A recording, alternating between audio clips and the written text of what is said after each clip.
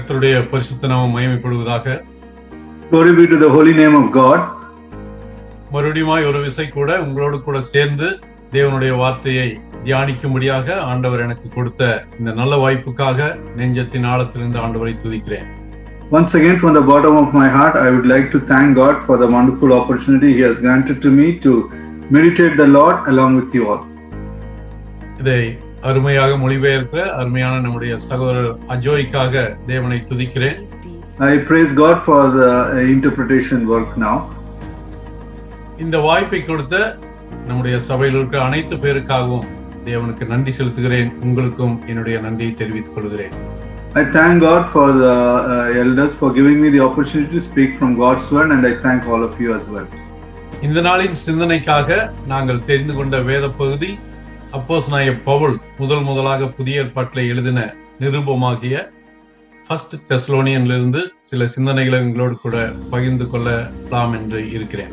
For today's meditation, I would like to share with you some thoughts from the first book written in the Bible, that is the epistle to Thessalonians, the first Thessalonians. 1 தெசலோனிக்கேயர் 1ஆம் அதிகாரத்திலே 1 முதல் 5 வரை உள்ள வசனங்களை வாசிக்கிறேன்.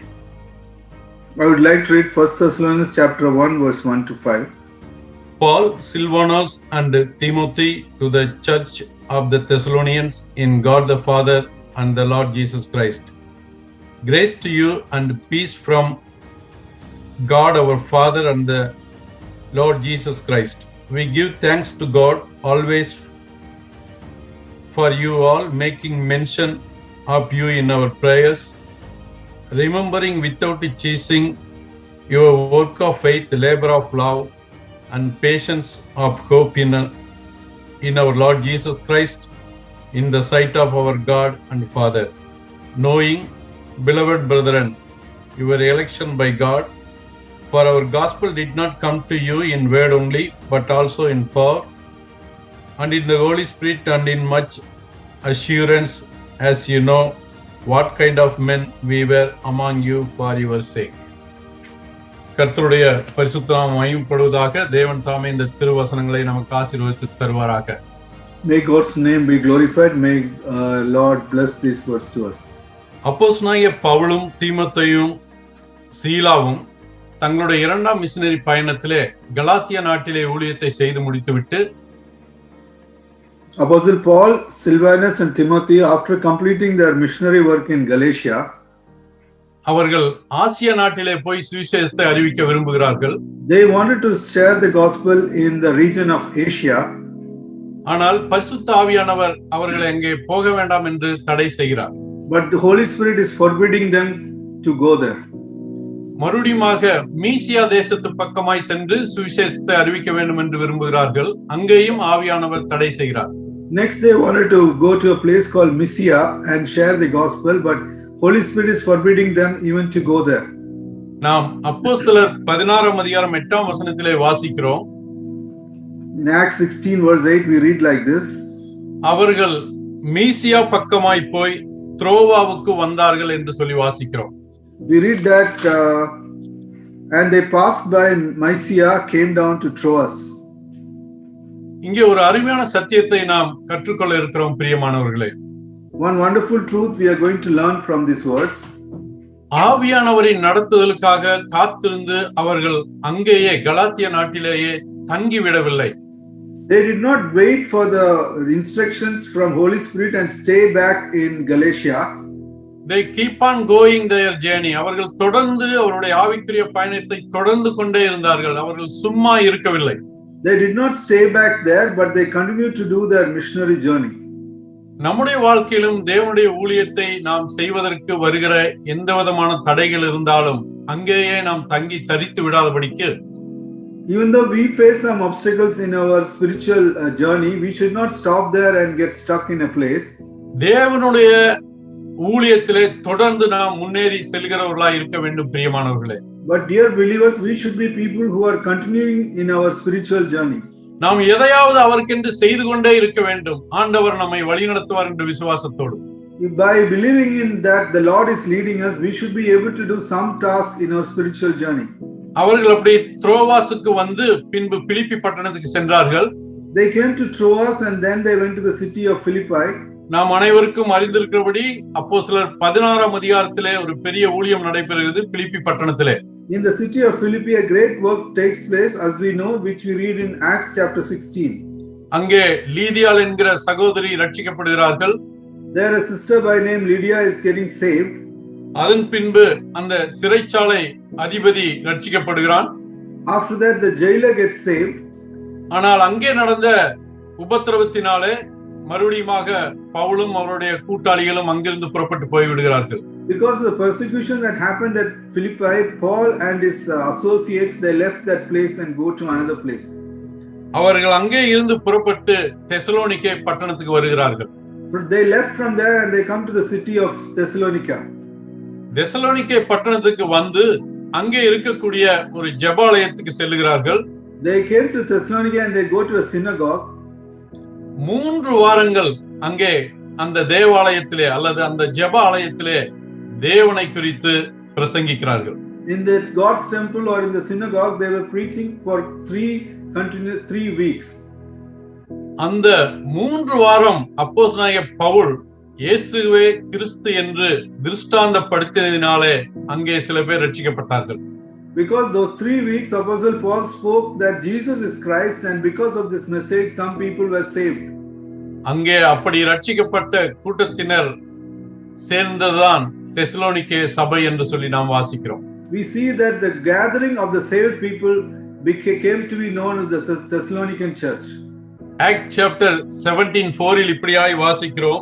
யூதர்களில் சிலரும் பக்தியுள்ள கிரேக்கரில் திரளான ஜனங்களும் கணம் பொருந்திய ஸ்திரீகள் அநேகரும் விசுவாசித்து ரட்சிக்கப்பட்டார்கள் என்று சொல்லி. In Acts 17 verse 4 we read like this, and some of them believed and consorted with Paul and Silas, and of the devout Greeks a great multitude, and of the chief women not a few. இப்படித்தான் Thessalonica பட்டணத்திலே சபை உருவானது பிரியமானவர்களே. This is how the founding of the church at Thessalonica took place. ஆனால் அங்கேயும் பவுலுக்கு அநேக உபத்திரவங்கள் வந்ததினாலே அங்கிருந்து அவர் உடனடியாக புறப்பட்டு போக வேண்டிய சூழ்நிலை வந்தது. Because he was faced with lot of persecution, he was forced to move out of that place. வருகிற உபத்திரவங்கள் ஒன்றும் அப்போஸ்தலனாகிய பவுலினுடைய பிரயாணத்தை தடுத்து நிறுத்த முடியவில்லை. But none of the persecutions could stop the journey of Apostle Paul.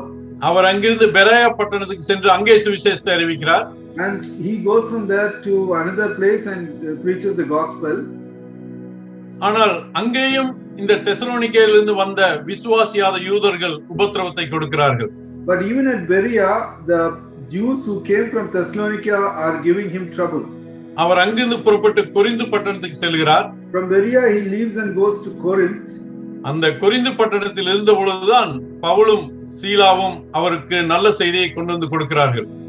When he was in Corinth, Silas comes and gives him the good message. அப்போஸ்தலனாகிய Pavul Corinth பட்டணத்திலே இருந்த பொழுது அவரால் இந்த ஒரு எளிய சபையாகிய தெசலோனிக்கே சபையை காணாமல் இருக்க முடியவில்லை. When Apostle Paul was in Corinth, he could not prevent himself from seeing the believers in Thessalonica assembly. அவர்களை எப்படியாவது காண வேண்டும் என்ற இருதயத்திலே வாஞ்சையோடு இருந்தார். He had the desire somehow to see the Thessalonican believers. 1 தெசலோனிக்கேயர் 3ஆம் அதிகாரம் 1ஆம் வசனத்திலும் 5ஆம் வசனத்திலும் அதை பார்க்கிறோம். We see that in 1 Thessalonians chapter 3 verse 1 and 3 verse 5. அந்த இளம் விசுவாசிகளுடைய முகத்தை எப்படியாவது காண வேண்டும். He wanted to see the young believers, their faces. அவருடைய விசுவாசத்தை எப்படியாவது அறிய வேண்டும் என்று வாஞ்சித்தார். He desired to see more about how their faith was growing. ஆனால் சாத்தான் அவர் அங்கே செல்லக்கூடாதபடிக்கு தடை செய்தான் என்று சொல்லி வாசிக்கிறோம். We read that Satan prevented Apostle Paul from going to Thessalonica. 2ஆம் அதிகாரம் 18ஆம் வசனத்திலே சாத்தானோ தடை செய்தான் என்று சொல்லி வாசிக்கிறோம். In chapter 2 verse 18 we read that Satan prevented me. நம்முடைய ஆண்டவர் சர்வ வல்லமையுள்ள ஆண்டவர் என்பதை இங்கே கூட நாம் பார்க்கிறோம் பிரியமானவர்களே. We see that our Lord is an all omniscient, omnipotent God. சாத்தான் செய்த தடையை கூட தேவன் நமக்கு நன்மையாய் மாற்றி கொடுத்திருக்கிறார். Even the hindrance of Satan God converted into a blessing. ஒருவேளை சாத்தான் தடை செய்யாமல் இருந்திருந்தால் அப்போஸ்தலனாகிய பவுல் அங்கே சென்றிருப்பார், சொல்ல வேண்டிய எல்லா காரியங்களையும் அவருக்கு சொல்லி இருப்பார். if maybe if Satan stopped him, he may have did not stop him. He may have gone to Thessalonica and he would have preached whatever he wanted to the people there. மகா பெரிய சத்தியங்கள் அடங்கிய இந்த 1 தெசலோனிக்கர் புத்தகம் நமக்கு கிடைத்திருக்காது. But the result would have been we would not have received this 1 Thessalonians which contains great truths. சாத்தான் செய்த தடையை கூட தேவன் நமக்கு நன்மையாய் மாற்றி தந்திருக்கிறார். And God has converted the hindrance of Satan into a goodness for us. எனவே சாத்தான் தடை செய்தனாலே அப்போஸ்தலனாகிய பவுல் தீமோத்தேயுவை அனுப்புகிறார் அந்த தெசலோனிக்கா பட்டணத்துக்கு. Because Satan hindered him, Apostle Paul is sending Timothy to the assembly at Thessalonica. ஒரு தாய் தான் விட்டு வந்த ஒரு பிஞ்சு குழந்தையை காண வாஞ்சையா இருப்பது போல, just like as a mother wants to see the newborn baby, ஒரு தகப்பன் தன் தோள் மேல் போட்டு வளர்த்திய இளம் குழந்தையை காண வாஞ்சையா இருப்பது போலவும், just like a father wants to see his son whom he is putting on his shoulders and carrying, இந்த புதிதாய் பிறந்த இந்த இளம் சபையை காண தகப்பனாகிய தாயை போல நேசித்த அப்போஸ்தலனாகிய Pavul வாஞ்சித்தார். Apostle Paul wants to see this newly formed assembly which he loved as a mother, which he carried as a father. எனவே தீமோத்தேயுவை அங்க அனுப்புகிறார். Therefore he sends Timothy to that place. தீமோத்தேயு அங்கிருந்து வந்து அந்த சபையாரை குறித்த ரிப்போர்ட்டை கொடுக்கிறார் பவுலிடத்துல. And after Timothy visits that place, he comes back later and gives the report of the assembly to Apostle Paul. இவையெல்லாம் கேட்ட அப்போஸ்தலனாகிய பவுல் எழுதிய புத்தகம் தான் இந்த 1 தெசலோனிக்கேயர் நிருபம். When Apostle Paul heard the report from Timothy, he wrote the first epistle to Thessalonians. அப்போஸ்தலனாகிய பவுல் சொல்லுகிறார் தெசலோனிக்கேயர் சபையை பற்றி. Apostle Paul says about the Thessalonican assembly. 1ஆம் அதிகாரம் 2ஆம் வசனத்திலே நாங்கள் இடைவிடாமல் உங்களை நினைத்துக் கொண்டிருக்கிறோம் என்று சொல்கிறார். In chapter 1 verse 2 he says we give thanks to God always for you all. நாங்கள் இடைவிடாமல் உங்களுக்காக விண்ணப்பம் பண்ணுகிறோம் என்று சொல்லி 4ஆம் வசனத்திலே சொல்லுகிறார். In verse 4 he says that we always remember without ceasing. எப்பொழுதும் உங்களுக்காக தேவனை ஸ்தோத்திரிக்கிறோம் என்று சொல்லுகிறார். He says I always praise God for you.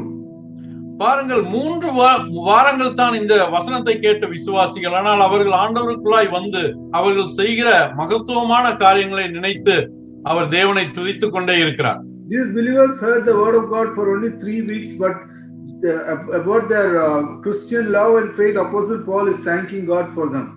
எனக்கு அருமையான சகோதர சகோதரிகளே, நம்மை குறித்து நினைக்கிறவர்கள், dear believers, think about the people who remember us. நம்முடைய சபையை குறித்து நினைக்கிறவர்கள், think about the people who think about our assembly. நம்முடைய குடும்பத்தை குறித்து நினைக்கிறவர்கள் நம்மை நினைக்கும் பொழுதெல்லாம் என்ன செய்கிறார்கள்? And also people who think about our families, what do they think? நம்மை குறித்து தேவனை துதிக்கிறார்களா? Do they praise God thinking about us? நம்மை குறித்து தேவனை ஸ்தோத்திரிக்கிறார்களா? Do they praise God for thinking about us? இந்த இளம் விசுவாசிகளை குறித்து அப்போஸ்தலனாகிய பவுல் எப்பொழுதும் ஸ்தோத்திரம் செலுத்தினார், துதித்துக் கொண்டிருந்தார். About these young believers, Apostle Paul is always giving thanks and praising God for them. அதற்கு காரணமான முக்கிய 3 காரியங்களை குறித்து சிந்தித்து நாம் இந்த செய்தியை நிறைவு செய்வோம். And we will think about the 3 main reasons why he thanked, and then we'll conclude this message. அப்போஸ்தலனாகிய பவுல் அவர்களை குறித்து நினைத்துக் கொண்டே இருப்பதற்கு காரணம் 2ஆம் வசனத்திலே இருக்கிறது பிரியமானவர்களே. And this reason Apostle Paul is always thinking about them, we see in verse 2. அந்த தெசலோனிக்கேயர் சபையில் இருந்த ஜனங்களை குறித்த அவர்களுடைய ரட்சிப்பை குறித்து அவர் தேவனை ஸ்தோத்திரித்தார். And he thanked God for the salvation of the believers at Thessalonica. அவருடைய பாதுகாப்பை குறித்து அவர் தேவனுக்கு நன்றி செலுத்தினார். And he thanked God for their protection. அவர்களுடைய சர்வீஸை குறித்து தேவனுக்கு நன்றி செலுத்தினார். And he thanked God for their service. So இந்த தெசலோனிக்கேயர் சபையை குறித்து அவருடைய ரட்சிப்புக்காக தேவனை துதித்தார், அவருடைய செக்யூரிட்டிக்காக தேவனை துதித்தார், அவருடைய சர்வீஸுக்காக தேவனை துதித்தார். So he thanked God for the believers in Thessalonians for their salvation, security and service.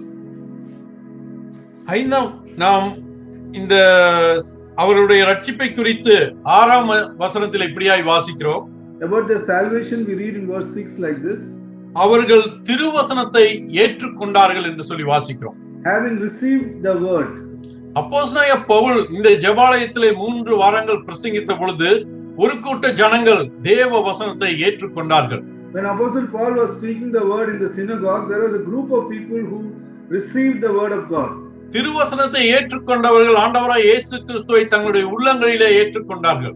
Those who received the word also received the Lord in their hearts.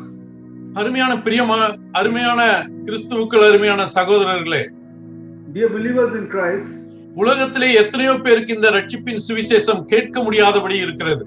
There are many people in the world who are not able to hear about the message of salvation. ஆனால் எத்தனை முறை இந்த தேவனை குறித்து நீங்கள் கேட்டுக்கொண்டே இருக்கிறீர்கள்? How many times you are hearing about this message about the Savior? உங்களுடைய வாழ்க்கையிலே அவரை ஏற்றுக்கொண்டிருக்கிறீர்களா? Have you accepted the Lord in your life? இந்த சுவிசேஷத்தை நீங்கள் ஏற்றுக்கொண்டிருந்தால், if you have accepted this gospel, நீங்கள் பவுலையும் சீலாவையும் சேர்ந்து கொள்வீர்கள். You will also join with Paul and Silas. இந்த விசுவாசத்தை ஏற்றுக்கொண்டவர்கள், சுவிசேஷத்தை ஏற்றுக்கொண்டவர்கள் பவுலையும் சீலாவையும் சேர்ந்து கொண்டார்கள், அவர்களை பின்பற்றினார்கள். Those who accepted this word and those who accepted the faith, they joined along with Apostle Paul and Silas and they followed them. அருமையான வாலிப தம்பிமாரே, அருமையான வாலிப தங்கச்சிமார்களே, dear young brothers and sisters, நீங்கள் இயேசு கிறிஸ்துவை எத்தனை முறை கேட்டிருக்கிறீர்கள்? How many times you have heard about the Lord Jesus Christ? இயேசு கிறிஸ்து எத்தனை முறை உங்களுக்கு கொடுக்கப்பட்டிருக்கிறார்? How many times the Lord Jesus Christ has been given to you? அவரை நீங்கள் விசுவாசித்திருக்கிறீர்களா? Have you believed on him? அவரை ஏற்றுக்கொண்டிருக்கிறீர்களா? Have you accepted him? ஒருவேளை நீங்கள் ஏற்றுக்கொண்டிருக்கலாம் அல்லது விசுவாசித்திருக்கலாம், அதை எப்படி நீங்கள் வெளியே காண்பிக்கிறீர்கள்? Maybe you have believed in him and accepted him, but how are you showing it outwardly? உங்களுடைய விசுவாசம் கிரியையினால் வெளிப்படவில்லை என்றால் அந்த விசுவாசம் வீணா இருக்கிறது என்று வேதம் சொல்லுகிறது. God's word says that if your faith is not manifested through works, then that faith is dead. நீங்கள் இயேசு கிறிஸ்துவை ஏற்றுக்கொண்டிருப்பீர்கள், அதை வெளியே காண்பிக்க வேண்டும். If you accepted the Lord, then it should be shown outside. கிரியை இல்லாத விசுவாசம் செத்ததா இருக்கிறது என்று சொல்லி கூட யாக்கோபிலே நாம வாசிக்கிறோம். In the book of James we read that faith without works is dead. லூக்கா எழுதின சுவிசேஷம் 5ஆம் அதிகாரத்திலே பேதுரு வாழ்க்கையிலே நடந்த ஒரு காரியத்தை வாசிக்கிறோம். We read an incident that took place in the life of Peter in Luke chapter 5.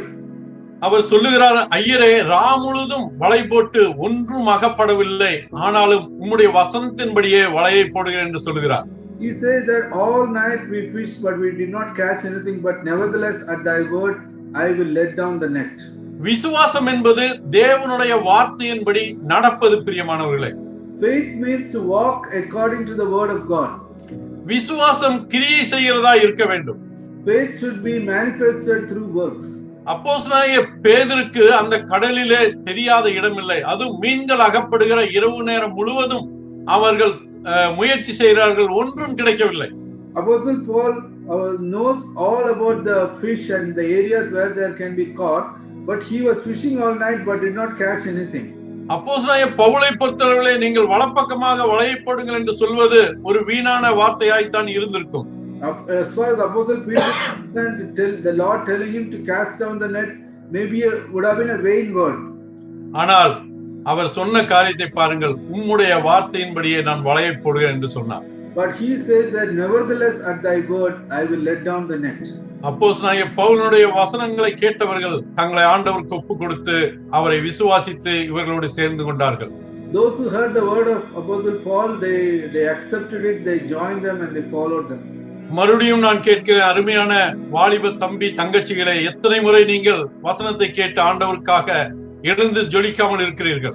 Again I want to ask the young brothers and sisters, how many times you have heard the word of God but you have not shining for him? ஒரு குழந்தை புதிதாய் பிறந்திருக்கிறது என்று சொன்னால் அது அழுக வேண்டும். If a baby is born, the baby should cry. அவர்கள் சத்தம் போட வேண்டும், அப்பொழுதுதான் அது உயிரோடு இருக்கிறது என்று அர்த்தம். When a newborn baby cries, we come to know that it is the baby is alive.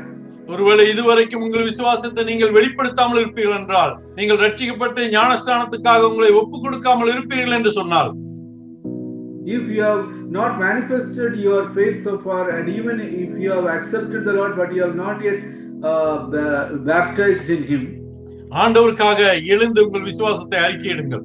You stand up for the Lord and declare your faith. ஆண்டவர் உங்கள் விசுவாசத்தை கனப்படுத்துகிறவராய் இருக்கிறார். The Lord will honor your faith.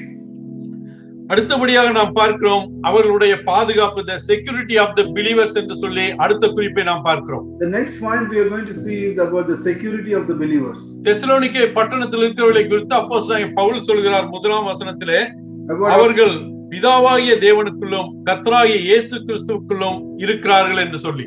About the believers in Thessalonica, Apostle Paul says they are in God the Father and in the Lord Jesus Christ.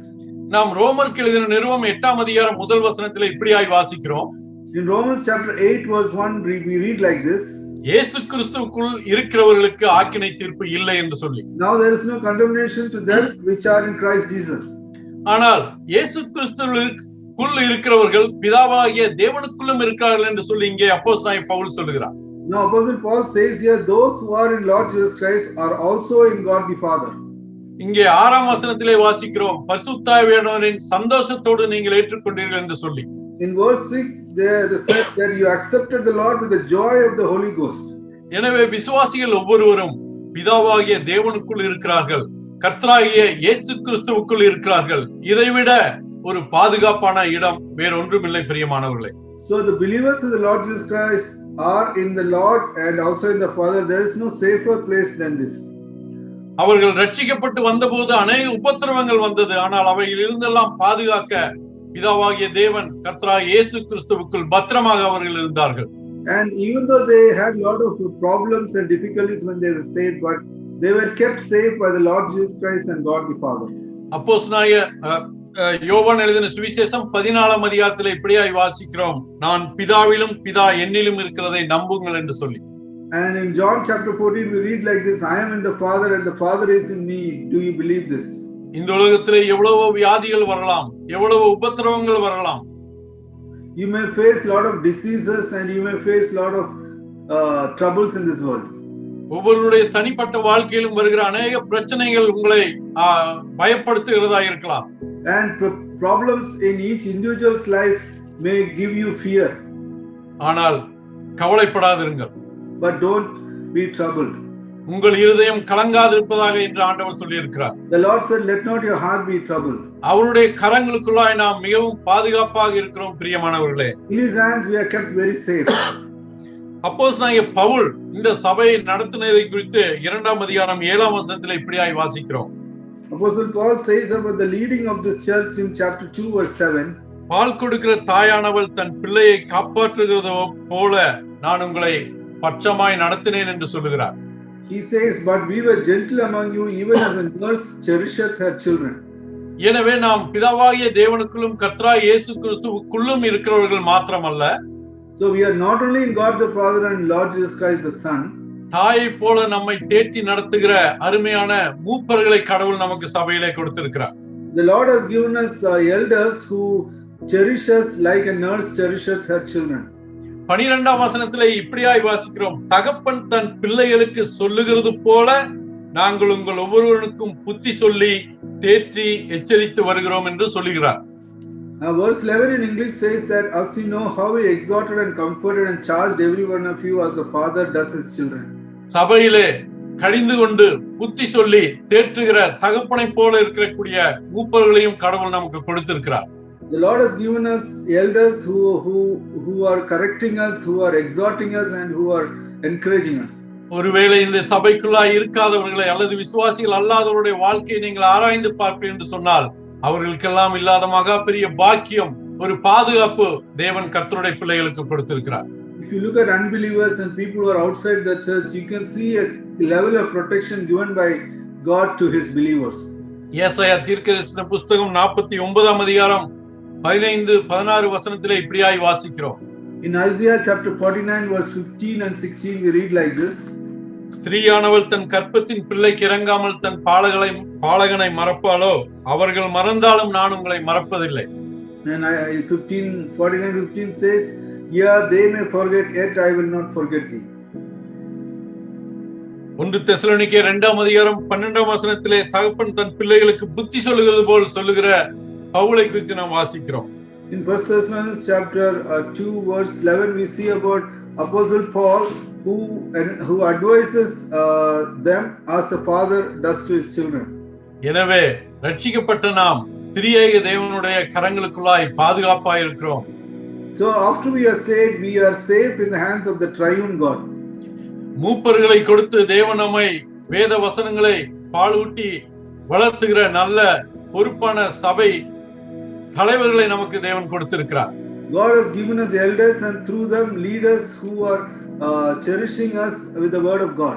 Thessalonica சபை மக்கள் விசுவாசித்து பவுலையும் சீலாவையும் சேர்ந்து கொண்டது மாத்திரமல்ல, The believers in Thessalonians believed and joined with Apostle Paul and Silas. Not only that, அவர்கள் தேவனுடைய பாதுகாப்புக்குள் இருந்தது மாத்திரமல்ல, not only they were in the security of God, தேவனுக்கென்று ஊழியம் செய்ய அவர்கள் ஒப்பு கொடுத்தார்கள் என்று சொல்லி வாசிக்கிறோம். we see that they committed themselves to the service of the Lord.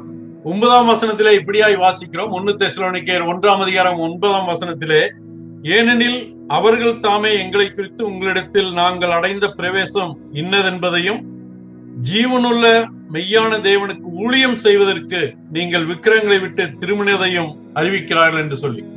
In 1 Thessalonians chapter 1 verse 9 we read that how you turn to God from idols to serve the living and true God. அவர்கள் அங்கே இருந்து பவுலையும் சீலாவையும் பின்பற்றினார்கள், ஜீவனுள்ள தேவனுக்கு ஊழியம் செய்தார்கள் என்று சொல்லி வாசிக்கிறோம். They were there and they followed Paul and Silas and they served the living God.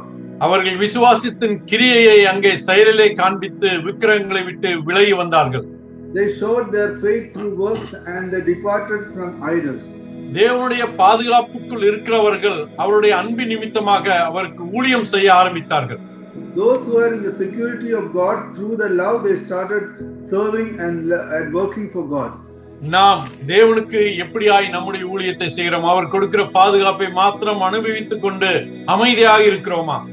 In what manner do we serve God? Are we just enjoying the security that He gives to us and are very silent? அவர்கள் தேவன் மேல் வைத்த அன்பின் நிமித்தமாக அவருக்கு ஊழியம் செய்தார்கள். பிரியமானவர்களே, Dear believers, we see that because of their love they started serving God. தேவன் நம்மேல் வைத்த அன்பின் நிமித்தமாக தான் தம்முடைய ஒரே பேரான குமாரனாய் இயேசு கிறிஸ்துவை இந்த மண்ணுக்கு அனுப்பினார். Because God showed His love towards us, He sent His only begotten Son into this world. நாம் அவர் மேல் வைத்திருக்கிற அன்பின் நிமித்தமாக அவருக்காக என்ன செய்கிறோம்? And the love that we have for Him, what are we doing for that? 1 கொரிந்தியரில் எப்படியாய் வாசிக்கிறோம்? அன்பு தற்பொழிவை நாடாது என்று சொல்லி. And 1 Corinthians we see that the love does not seek after its own. அன்பு எப்பொழுதுமே தனக்கானவைகளை தேடாது என்று சொல்லி வாசிக்கிறோம். And we read that the love does not seek after its own. அப்படி என்று சொன்னால் தான் யாரை நேசிக்கிறோமோ அவர்களுக்காக எந்த தியாகத்தையும் செய்ய தயாராயிருக்கும். So the love will be ready to sacrifice anything for the people whom it loves. இந்த தெசலோனிக்கேயர் பட்டணத்தில் இருந்தவர்கள் ஜீவனுள்ள தேவனுக்கு ஊழியம் செய்யும்படியாய் தங்களையே முற்றிலுமாய் ஒப்பு கொடுத்தார்கள். The believers in Thessalonica, they submitted themselves to work for the living God. அப்போஸ்தலனாகிய பவுல் ஆண்டவராய் இயேசு கிறிஸ்துவை மாத்திரம் தான் அறிவித்தார். Apostle Paul only preached the Lord Jesus Christ to them. அவர் ஒன்றும் சொல்லவில்லை, நீங்கள் போய் இவருக்காக ஊழியம் செய்ய வேண்டும் என்று சொல்லவே இல்லை. He did not tell that you should go and work for the Lord. அழிந்து போகிற ஆத்துமாக்களை ஆதாயப்படுத்த வேண்டும் என்று சொல்லி அவர் பிரசங்கிக்கவில்லை. He did not preach to them saying that you should save the perishing souls. ஆனால் அன்பு நிறைந்த ஆண்டவரை அறிவித்த பொழுது, but when the loving God was preached to them, இந்த இரட்சகரை அவர்கள் ஏற்றுக்கொண்ட பொழுது, when they accepted the Lord our Savior, அவர்களுடைய விசுவாசம் அவர்களுடைய பட்டணத்தில் அருகில் இருந்த அநேக பட்டணங்களுக்கு அது பிரசித்தமானது என்று சொல்லி வாசிக்கிறோம். Their faith was known to many other cities surrounding Thessalonica. 1ஆம் அதிகாரம் 7ஆம் வசனத்தையும் 8ஆம் வசனத்திலும் இப்படியாய் வாசிக்கிறோம். In chapter 1 verse 7 and 8 we read like this. உங்களுடைய விசுவாசம் மக்கெதோனியாவிலும் அகாயாவிலும் உள்ள விசுவாசிகள் யாவருக்கும் மாதிரியானது என்று சொல்லி வாசிக்கிறோம். So that you were examples to all that believe in Macedonia and Achaia. மாசிடோனியாவிலும் அகாயாவிலும் எங்கும் உங்களுடைய விசுவாசம் பிரசித்தமானது என்று சொல்லி 8ஆம் வசனத்திலே வாசிக்கிறோம். We verse 8 we read that, for from you sounded out the word of the Lord not only in Macedonia and Achaia. கிறிஸ்துவுக்குள் பிரியமானவர்களே, எத்தனை வருடங்கள் நாம் இந்த வார்த்தைகளை கேட்டுக்கொண்டு இருக்கிறோம். Dear believers of God, how many years we have been hearing the word of God? நம்மேல் வைத்த அன்பின் நிமித்தமாய் தம்முடைய ஒரே பேரான குமாரனாய் இயேசு கிறிஸ்துவை சிலுவையில் ஒப்புக் கொடுத்த தேவனுக்காக, for the God who gave on behalf of us his son Lord Jesus Christ on the cross of Calvary. அவருடைய அன்பை எத்தனை பேருக்கு நாம் அறிவிக்கிறோம்? How many people are we speaking about his love? அவர் நம்மேல் வைத்த அன்பின் நிமித்தமாய் தான் கல்வாரியிலே அடிக்கப்பட்டார். He was beaten for us because of the love that he had for us. அவர் நம்மேல் வைத்த அன்பின் நிமித்தமாக தான் அவமானப்படுத்தப்பட்டார். He was insulted because of the love that he had for us. அவர் அழகும் இல்லாதவராய் சௌந்தரியம் இல்லாதவராய் நம்மேல் வைத்த அன்பின் நிமித்தமாய் தான் கல்வாரியிலே தொங்கினார். Without any beauty or without any comeliness, he hung for us on the cross of Calvary because of his love for us. நாம் ஒவ்வொரு வாரமும் சொல்லுகிறோம், ஆண்டவரே நாங்கள் உம்மில் அன்பு கூறுகிறோம் என்று சொல்லி. Every Sunday we come and say to him, "Oh Lord, we love you." அது வார்த்தையின் மாத்திரம் தான் இருக்கிறதா அல்லது நம்முடைய வாழ்க்கையிலே இருக்கிறதா? அவருடைய அன்பை எத்தனை பேருக்கு நாம் அறிவிக்கிறோம்? Is it just confined to our words or is it in our life? How many people do we share the gospel? வேத வசனத்திலே இப்படியாய் வாசிக்கிறோம், என்னில் ஒருவன் அன்பாய் இருந்தால் என் கட்டளைகளை கைக்கொள்ள கடவன் என்று சொல்லி. God's word says like this, "If you love me, you will keep my commandments." அவருடைய கட்டளை உலகம் முழுவதும் சென்று சுவிசேஷத்தை சர்வ சிருஷ்டிக்கும் பிரசங்கியுங்கள் என்று சொன்னார். His commandment is that go out into all the world and preach the gospel to everyone. நாம் நம்முடைய அருகில் இருக்கிறவர்களுக்கு அல்லது நம்முடைய பட்டணத்தில் இருக்கிறவர்களுக்கு எத்தனை முறை நாம் இந்த கிறிஸ்துவின் அன்பை அறிவிக்கிறோம் பிரியமானவர்களே? How many times have we spoken about this gospel, the love of God, to people in our city, to our neighbors? ஒருபோதும் சோர்ந்து விடாதபடி நம்முடைய தேவனுடைய ரட்சிப்பை குறித்து அநேகருக்கு அறிவிக்கிற ஊழியத்தை செய்வோம் பிரியமானவர்களே. Dear believers, let's do the work of God to share the gospel without ceasing to people around us. Thessalonica பட்டணத்து ஜனங்கள், அந்த விசுவாசிகள் அவருடைய அன்பின் பிரயாசத்தை வெளிப்படுத்தினார்கள். And the believers in Thessalonica, they showed the service to the love of God through their work. அவர்களுடைய பாதுகாப்பிலே அவர்கள் பரிபூர்ணமாய் அமைதியாய் இருக்கவில்லை பிரியமானவர்களே. Because they had security, they did not stay quiet in the place they were. அவர்கள் ஒவ்வொருவரும் தங்களுடைய பட்டணத்தில் இருக்கிற பக்கத்து பட்டணத்தில் இருக்கிற அனைவருக்கும் அவருடைய சுவிசேஷத்தை ஊழியமாய் அறிவித்தார்கள் என்று சொல்லி வாசிக்கிறோம். We see that through their work they shared the gospel to people around their city and to the neighboring city. அவருடைய விசுவாசத்தை கிரியையின் மூலமாக வெளிப்படுத்தினார்கள். They showed their faith through works. அவருடைய அன்பை பிரயாசத்தினாலே காண்பித்தார்கள். They showed their love through service. அன்பு பிரயாசப்படும் என்று நாம் வேதத்திலே வாசிக்கிறோம். In a word of God we see that love will be manifested through works. பிரயாசப்படாத அன்பு வீணான அன்பாய்த்தான் இருக்கும். The love without working is a vain love. இந்த தெசலோனிக்கேர் பட்டணத்தில் இந்த விசுவாசிகளிடத்திலே காணப்பட்ட இந்த அற்புதமான குணங்களை கண்டு இடைவிடாமல் தேவனுக்கு ஸ்தோத்திரம் செலுத்தினார் அப்போஸ்தலனாகிய Pavul. Apostle Paul, when he looked at all these qualities in the believers in Thessalonians, he gave praise to God continuously. இரண்டாம் வசனத்தில் இப்படியாய் வாசிக்கிறோம், தேவனுக்கு பிரியமான சகோதரரே, உங்கள் விசுவாசத்தின் கிரியையையும் உங்கள் அன்பின் பிரயாசத்தையும் நம்முடைய கர்த்தராகிய இயேசு கிறிஸ்துவின் மேலுள்ள உங்கள் நம்பிக்கையின் பொறுமையையும் நம்முடைய பிதாவாகிய தேவனுக்கு முன்பாக நாங்கள் நினைவு கூர்ந்து கொண்டே இருக்கிறோம் என்று சொல்லி.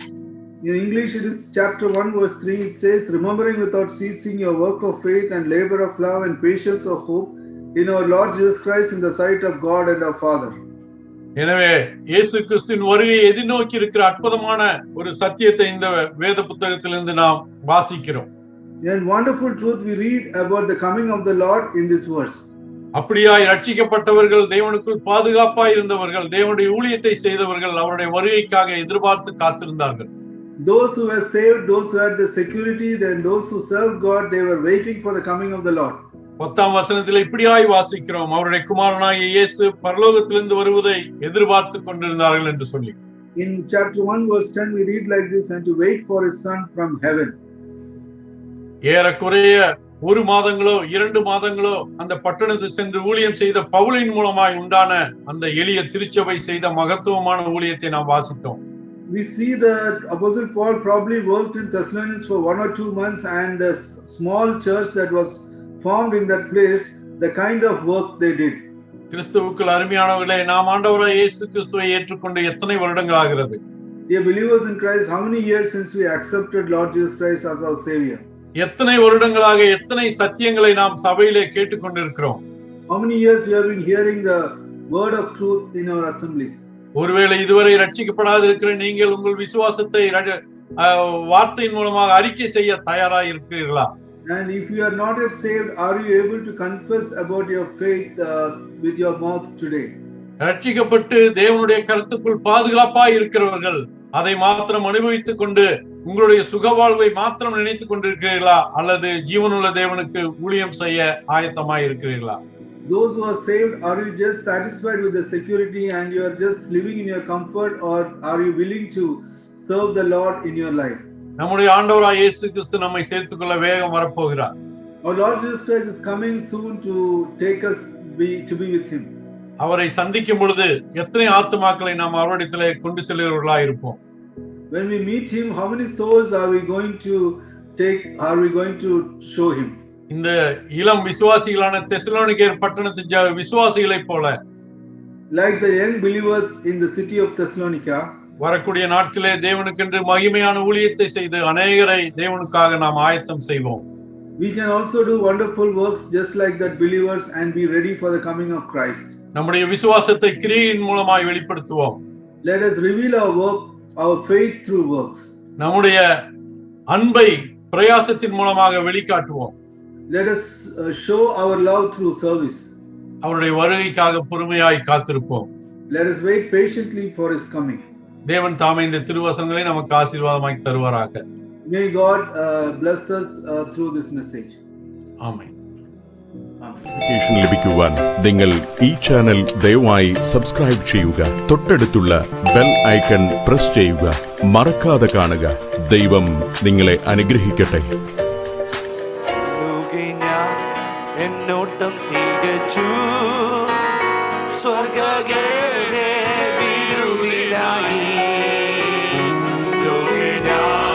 എന്നോട്ടം തികച്ചു സ്വർഗ്ഗ